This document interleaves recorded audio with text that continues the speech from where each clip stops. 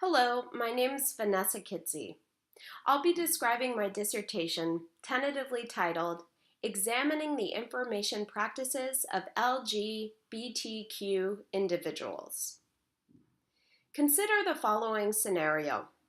Jamie, who was assigned female at birth, created a social media profile using pictures depicting a man.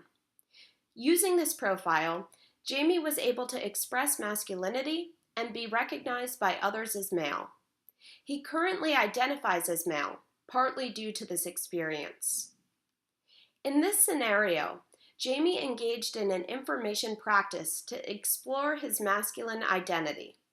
A practices perspective contends that people's relationships to information are constructed based on the larger cultures and social groups to which they belong.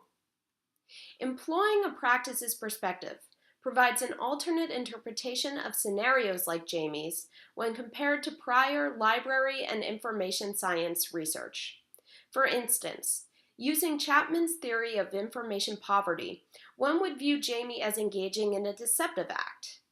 I instead contend that Jamie's practice can actually be viewed as quite the opposite, a tactical, creative act, where Jamie appropriated available social structures in unanticipated ways to develop a sense of self. My dissertation extends 3 areas of LIS study. First, it examines how sociocultural context and practice co-constitute one another. Second, it assesses how social media sites afford and constrain these practices. And third, it advances research on LGBTQ individuals, which is scarce and focuses on mainstream gay and lesbian identities.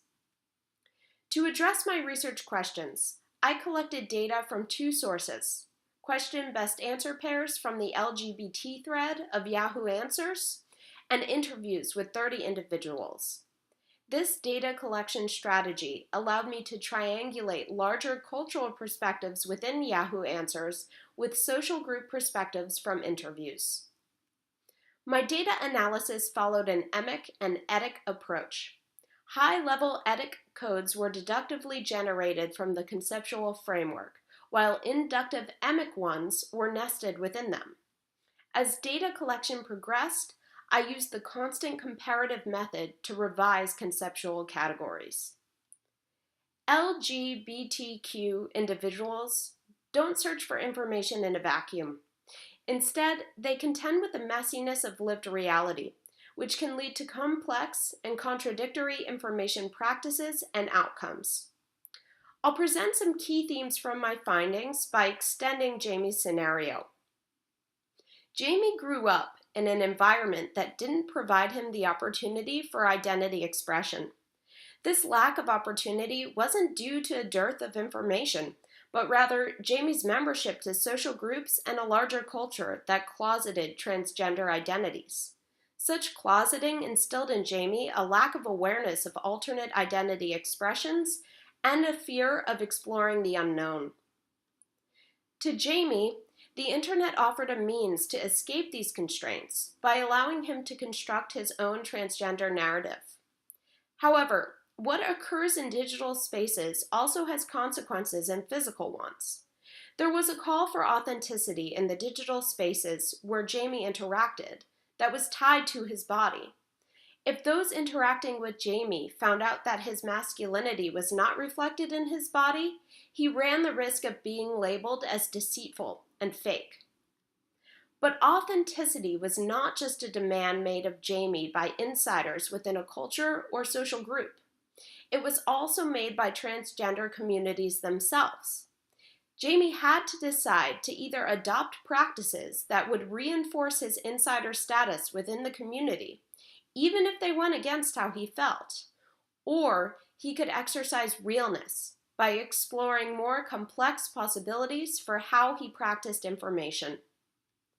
It is the complex reality of information practices as a unit of analysis that has key implications for LIS research and practice.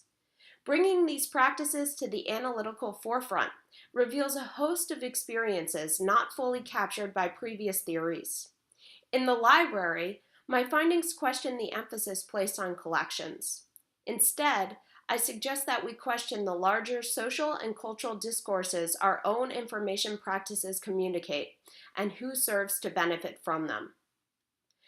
For your reference, here's my list of cited sources.